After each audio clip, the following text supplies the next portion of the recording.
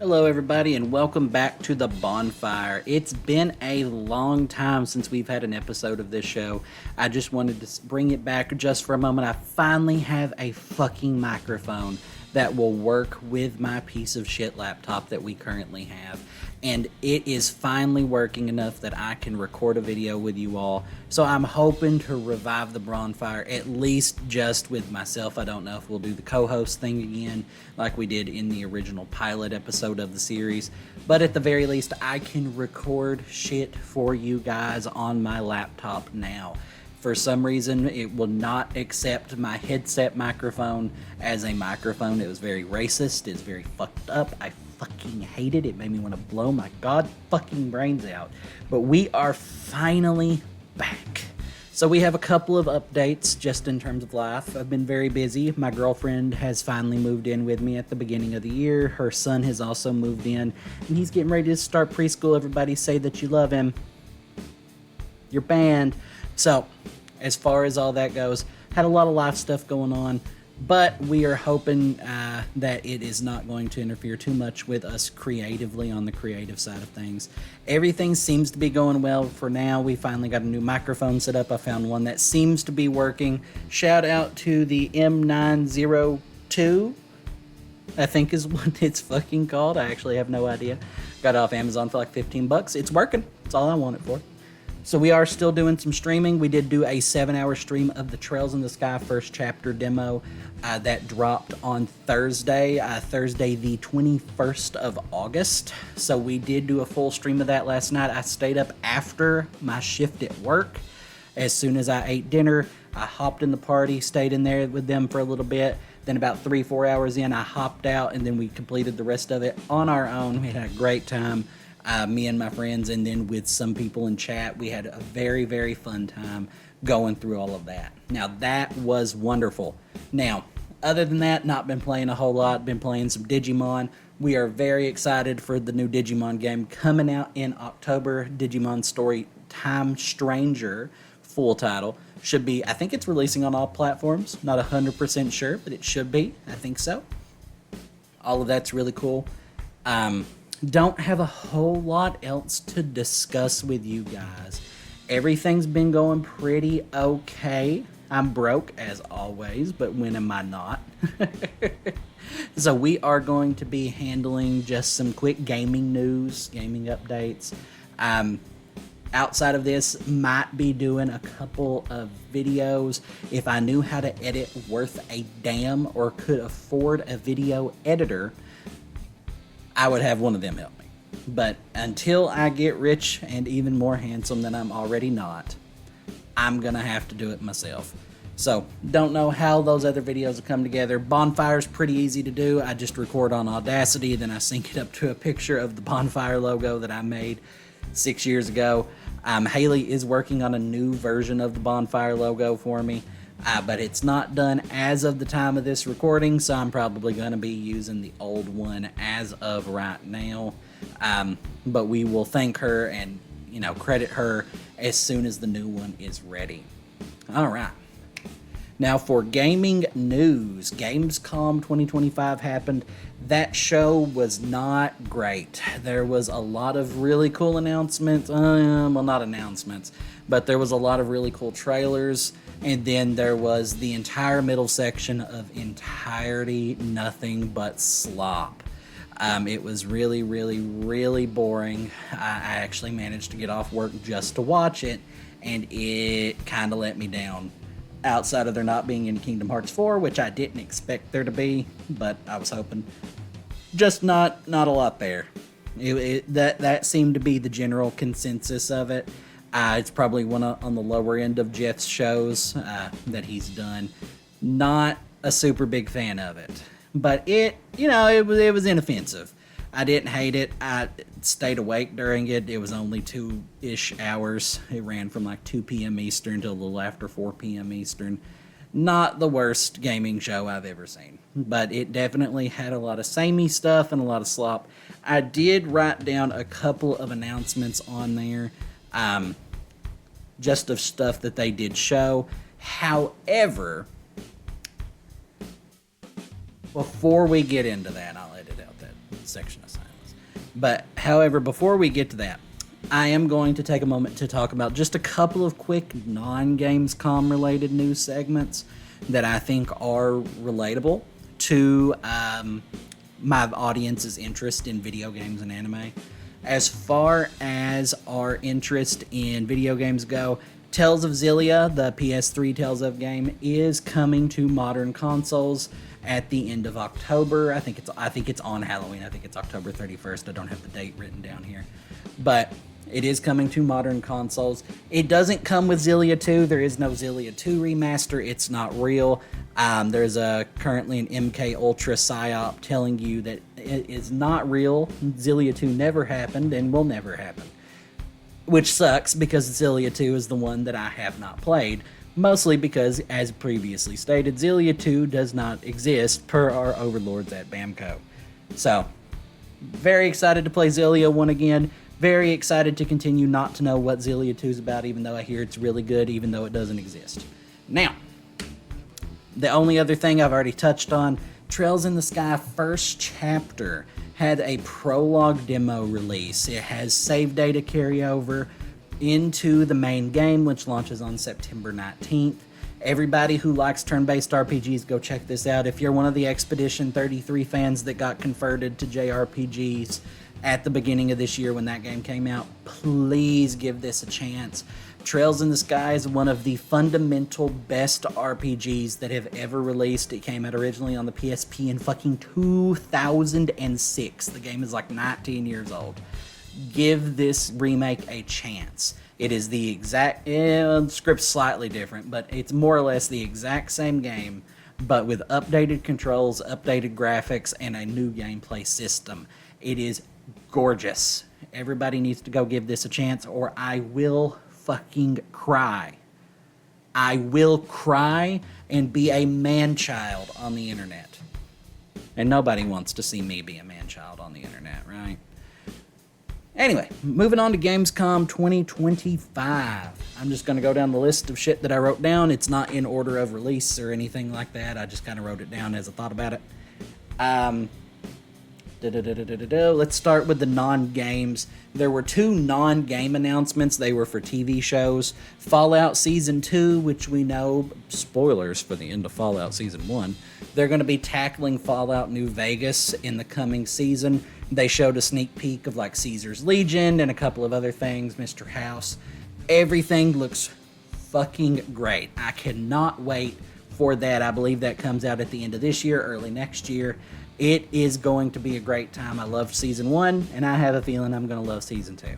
Now, for the second thing, not as hyped about this, there was a Sekiro anime adaptation announced. It looked somewhere between good and bad.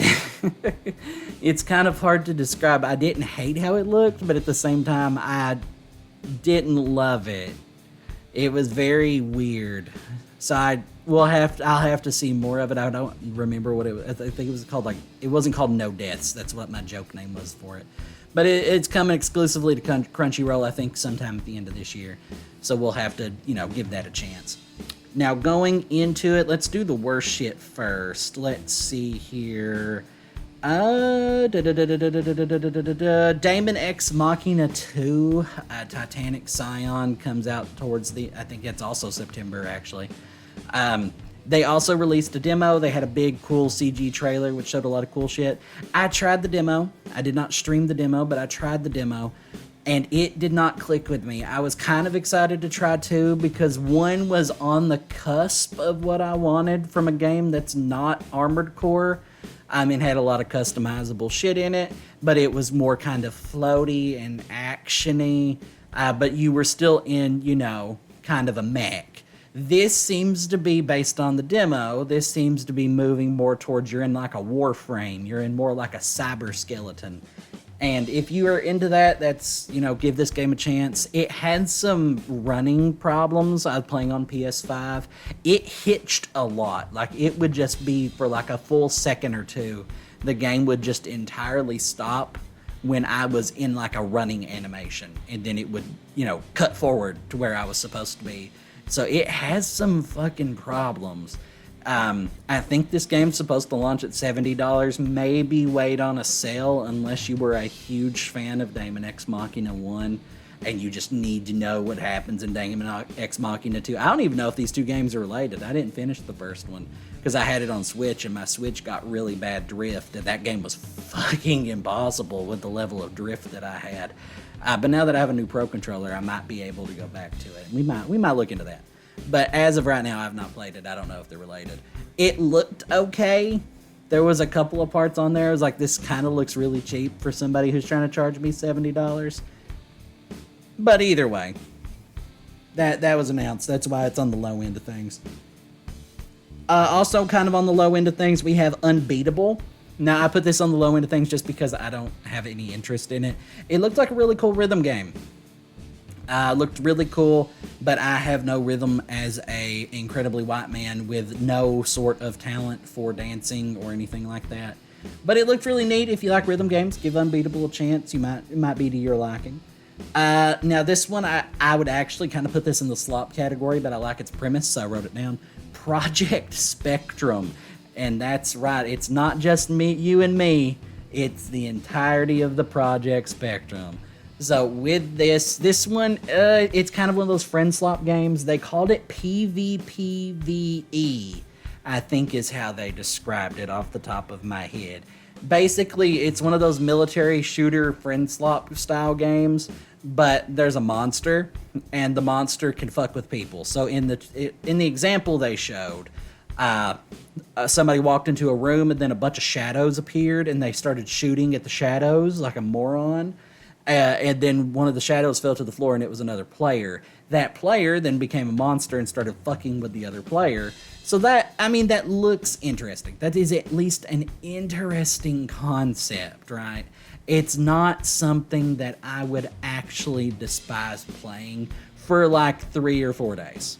But it is going to be on the lower end of things, as I don't think it would last very long. It's kind of like Phasmophobia. It's good for a couple of games every so often, and then I just kind of stop. I know that there's some people that are really into those style games, but I just cannot do it. So that's why it's on the lower end of my spectrum. Pardon the pun. Next up, we have Cinder City. Cinder City has potential. I think it was a South Korean MMO, if I'm remembering correctly. Basically, it was a bunch of like futuristic apocalyptic settings.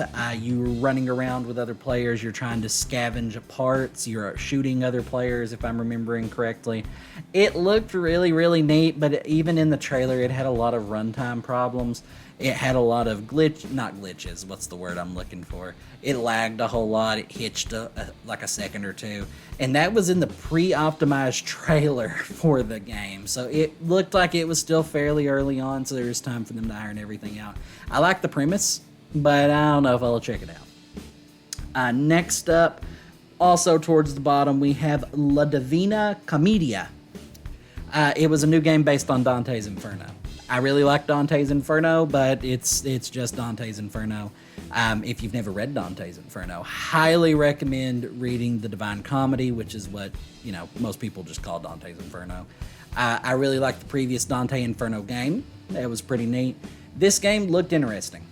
I'm very excited to see how it shapes up going forward.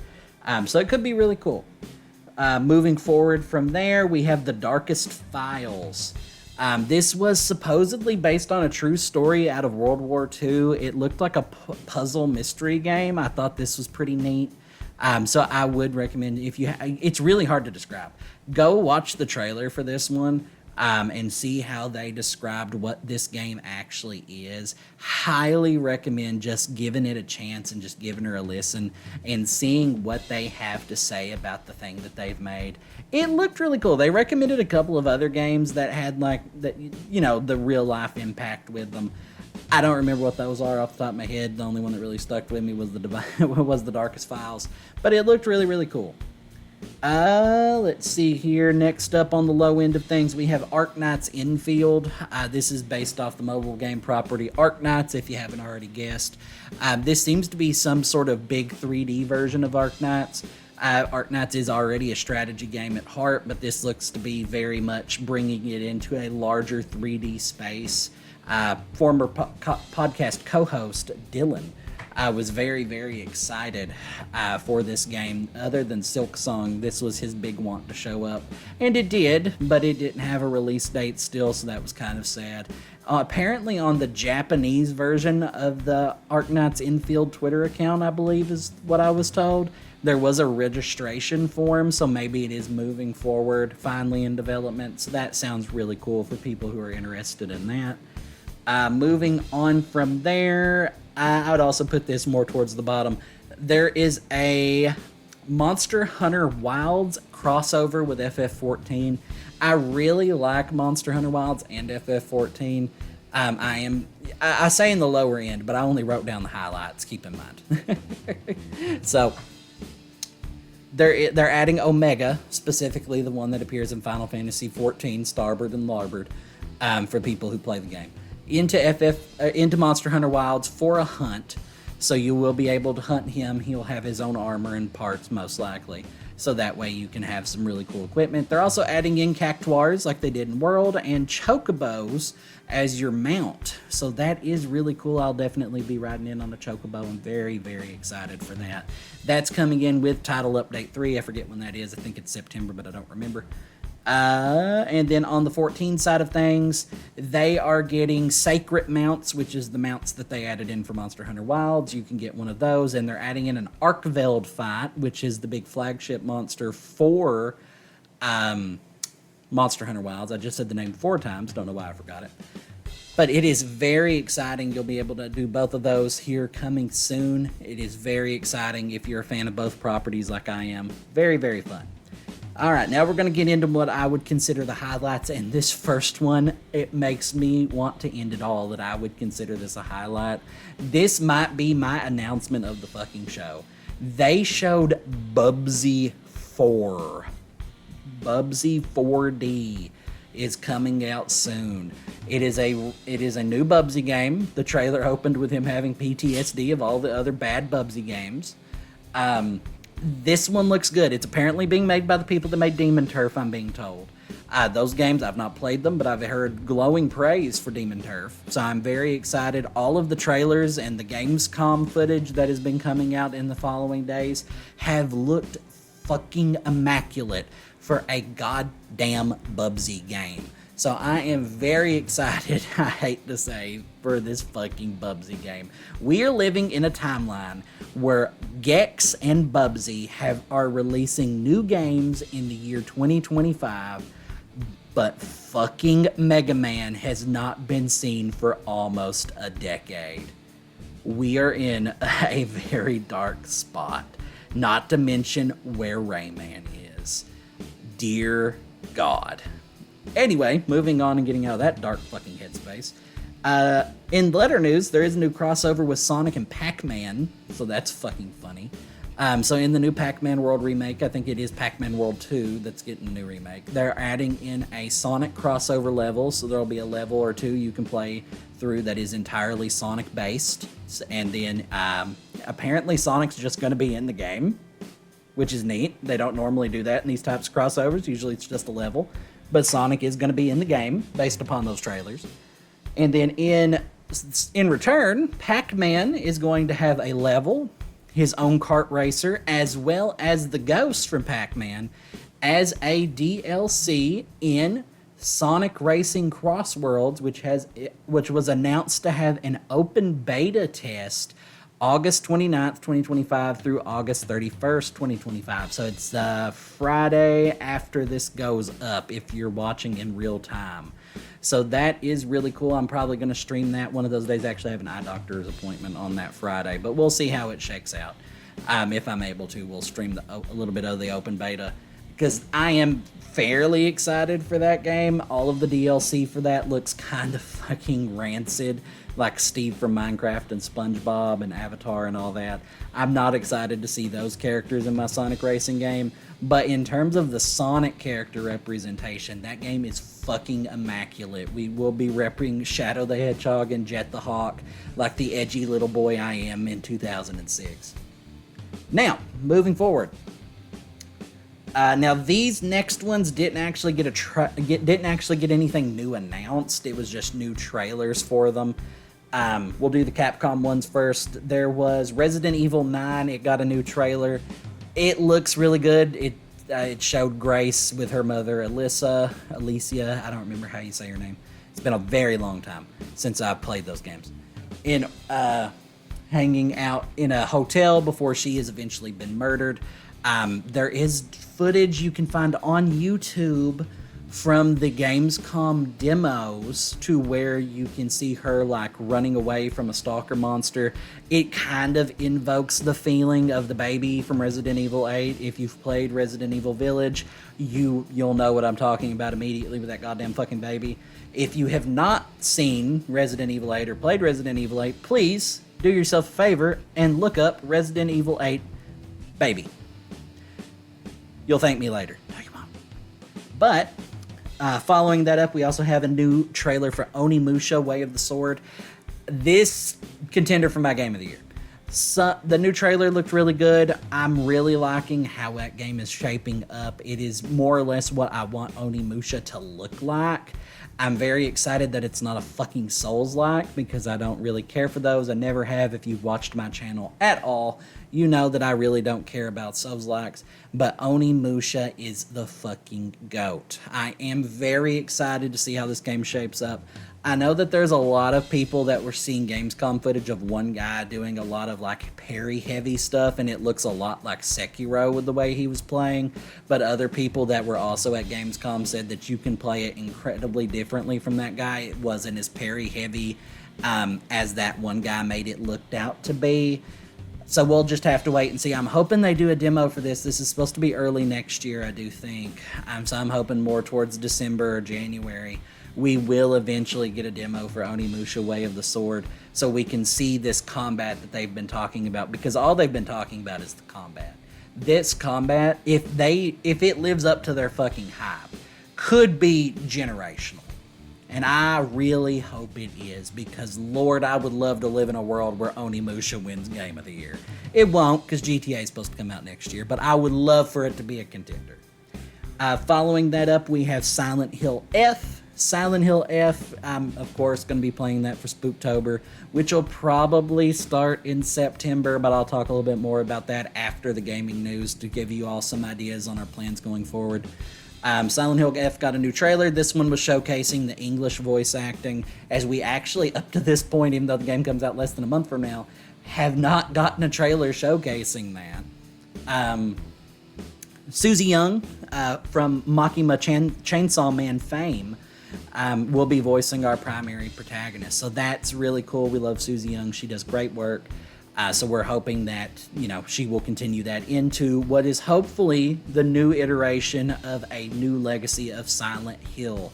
So that game is shaping up to be amazing. And like I said, we'll talk more about it here in a few minutes when we get into our Spooktober section of our future plans. Because it is the end of August. It is time to start making those plans to see what we can do and what we can't do. But we'll get into that in a moment. We're almost done. I don't remember if I mentioned it because this is my third time recording this. Ninja Gaiden 4, that was shown. That looks really cool. I think I have already mentioned it, so we're just going to mention that one more time just as a shout out. Cult of the Lamb Woolhaven. So there's a DLC coming out, new bosses. All of that looks really cool. Haley's really excited for the new Cult of the Lamb expansion, so that's really nice. And then I think the last thing we have on our list here, it sure is this was from the pre-show, just like Bubsy. He-Man and the Masters of the Universe, Dragon Pearl of Destruction. It's a 2D side-scrolling beat-em-up. It looks gorgeous. Like, it has immaculate art. Absolutely wonderful looking game. Very excited. Invoked a lot of the Shredder's Revenge style game that was released for the Ninja Turtles a few years back. I know it's nostalgia pandering, but it looked really good. And I kind of liked He-Man when I was little, so this is really neat. Alright, now, in terms of our future plans, since I now have a working microphone and I can now record content to some degree, when my piece of shit fucking laptop will allow me to, and as that is what this laptop will be referred to as until the end of days.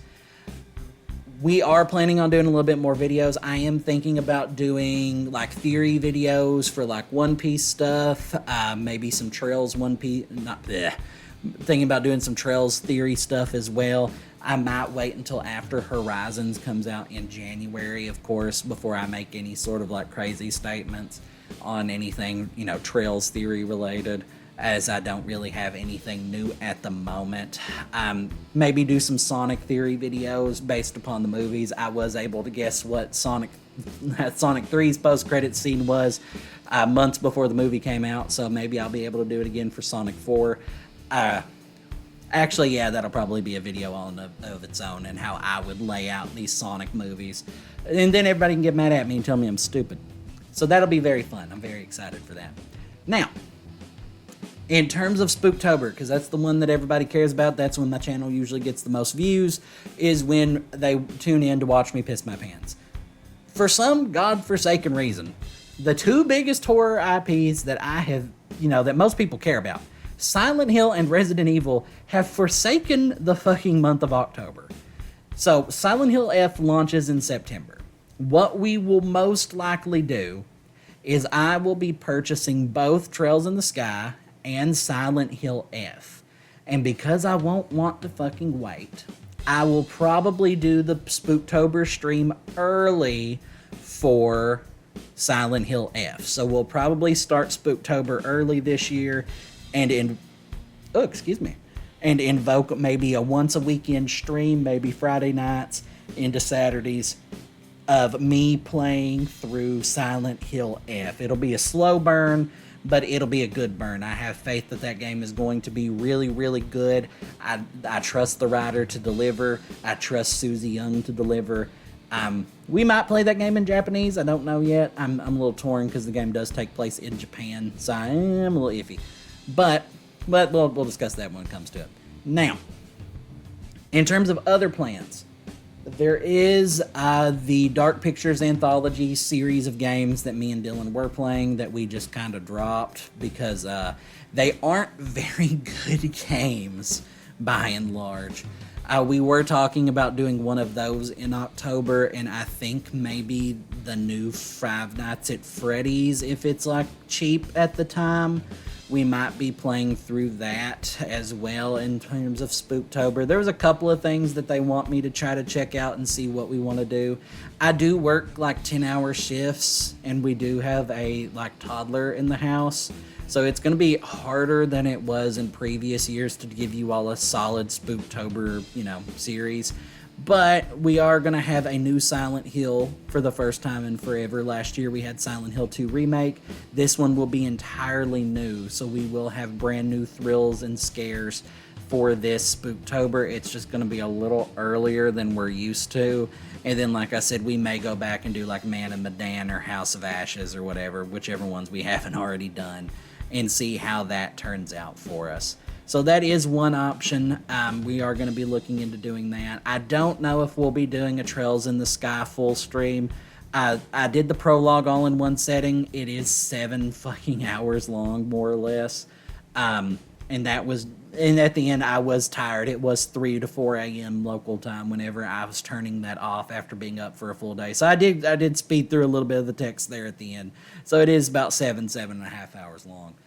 But just keep in mind there is all that going on. Now, like I said, now that we have a microphone, I can do some more scripted video style content.